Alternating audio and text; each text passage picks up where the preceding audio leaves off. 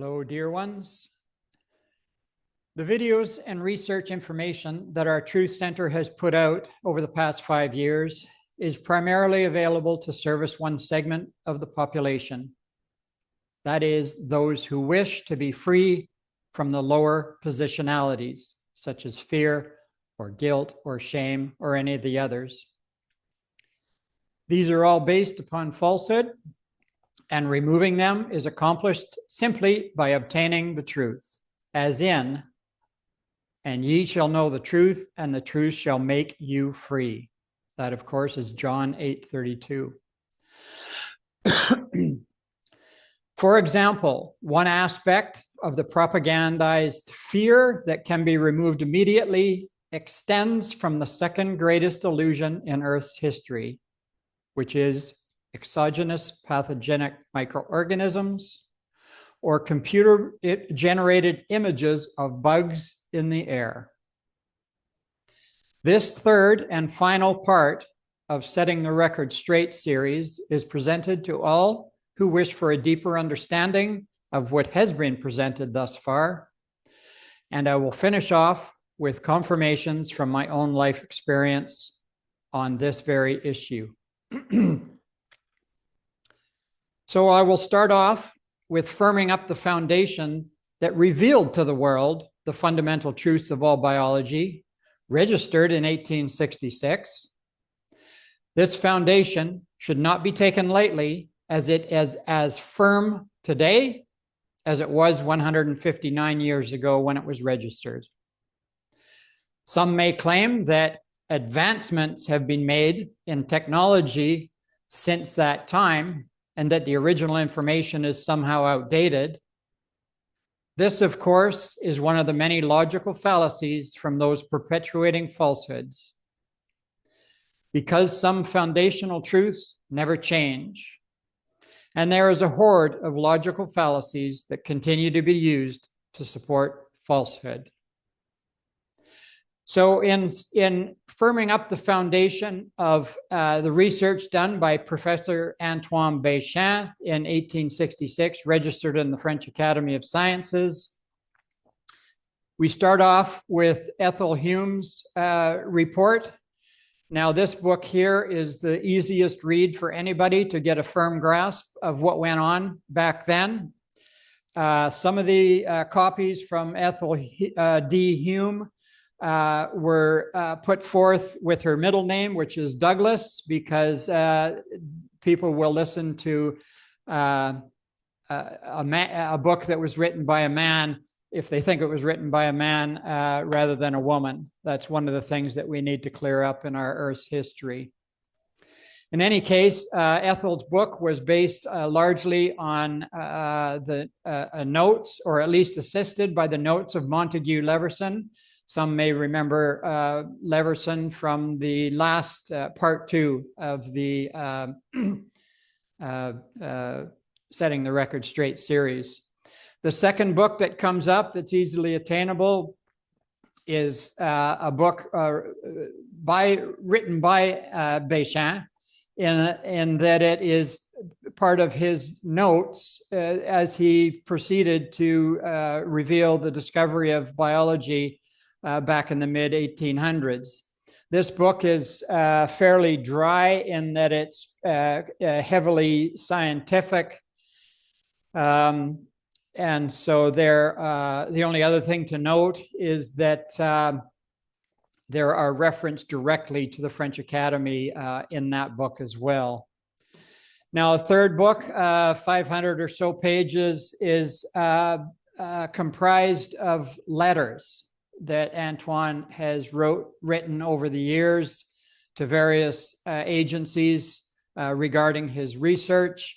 I've only looked into this book a little bit with the help of a dear Parisian French lady friend of mine who was able to translate some of this book. It is in French, and I'll speak about the French translation in a moment.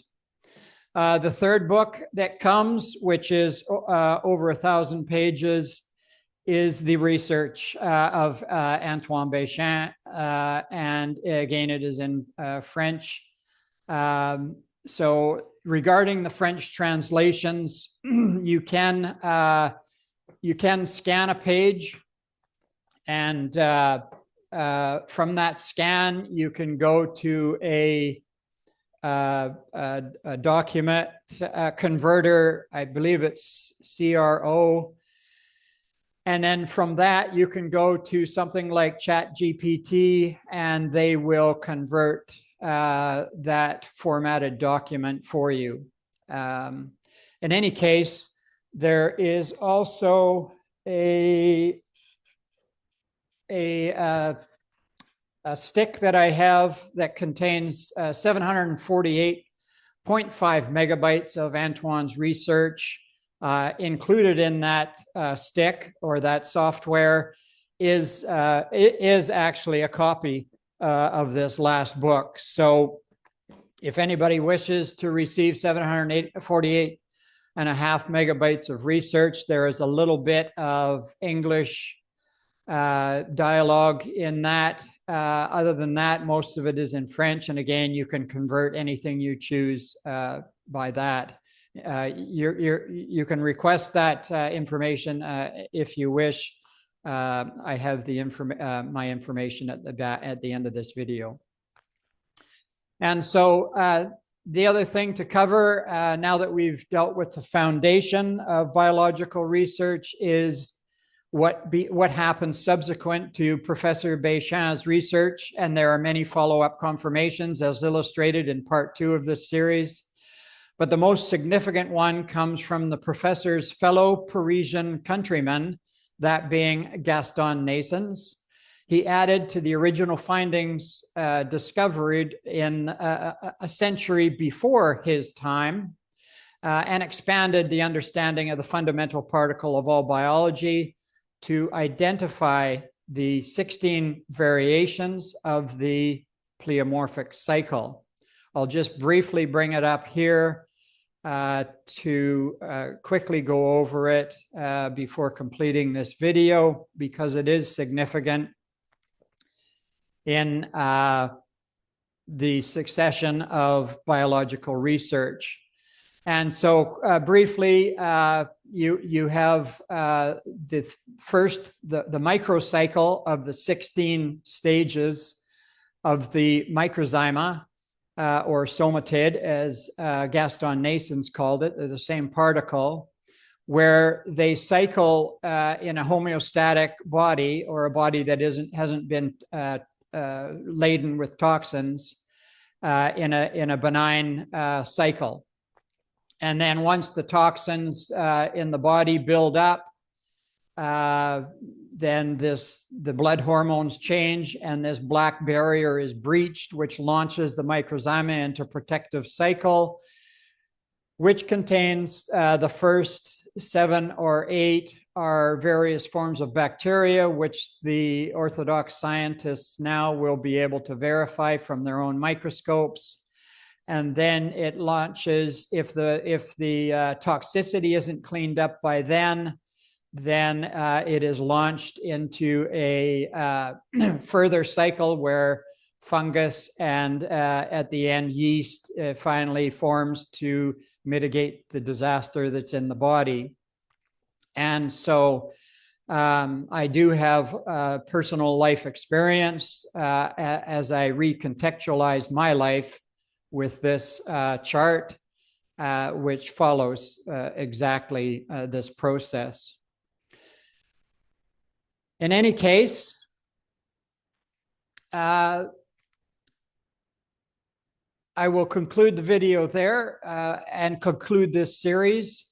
The information is out there. It's always been out there. It's coming forth now in a greater way if you do a Google search, then that will be more than evident. So in conclusion, once the true understanding of fundamental biology is comprehended, it allows any individual to look back and redefine their lives with what is real, as I had just mentioned.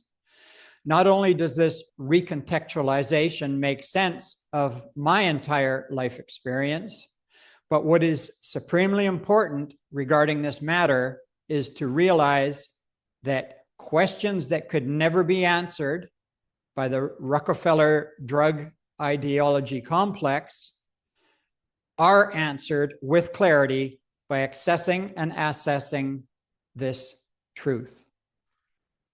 So at the end of the day, anyone can continue accepting the ridiculous propaganda campaigns that saturates our existence and induces anger, fear, guilt, or shame. All I can say is that if any of this nonsense induces that at any time in anyone, then you know you are confronted with a lie. It's as simple as that, and David Hawkins backs it up. The last word of this series will go to my dear brothers and sisters who are still involved with a career of falsehood, possibly causing harm to their brothers and sisters. The truth shall set you free applies to every one of us now on this planet. And when it comes to an individual who wishes to cease perpetuating falsehood, there is a clear-cut path to do this. If anyone wishes to explore these possibilities, I would be happy to assist. The information in the end will give you that contact. So I'll finish off with quotes, as usual, from the Urantia book.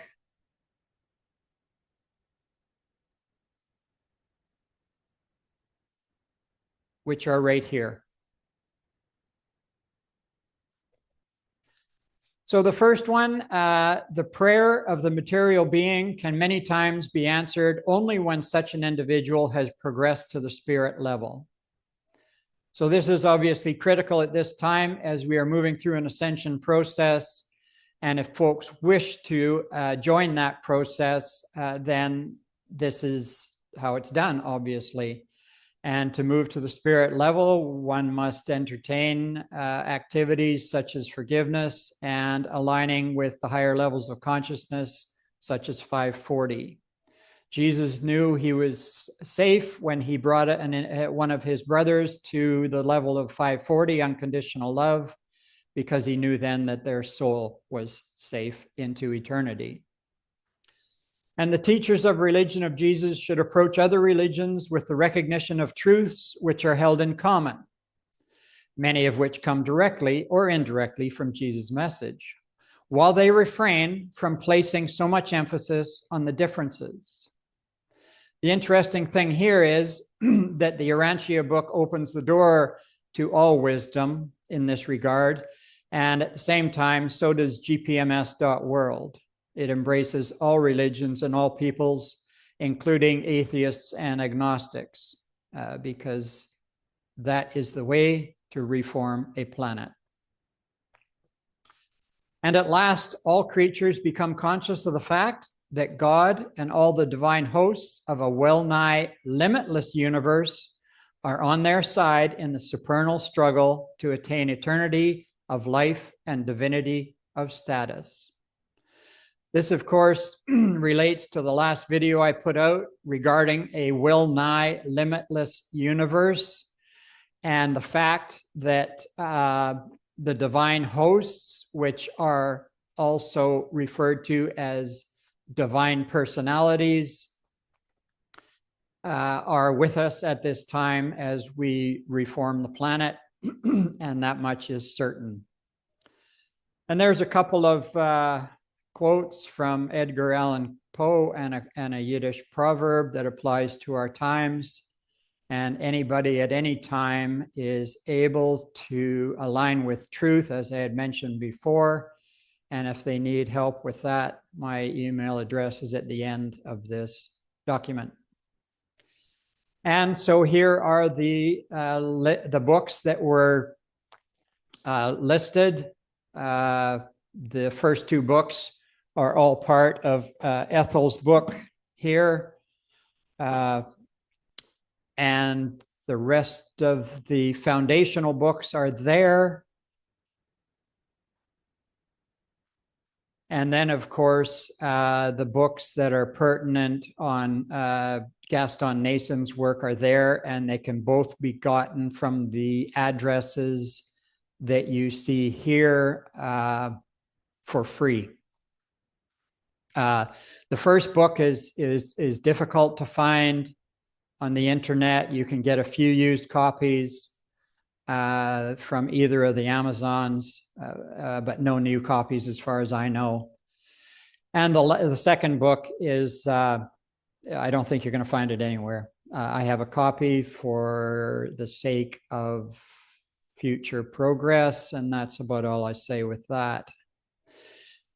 And there's the information from our former Truth Center and my contact information if anyone requires assistance or has a question. So this concludes the series on setting the record straight. Anybody can continue to align with propaganda falsehoods, or they can set themselves free by aligning with truth, no matter what side of the fence they may happen to be on. Thanks for listening. That concludes this series, and may love, peace, and truth be with you now and to the continuation of this reformation on the planet.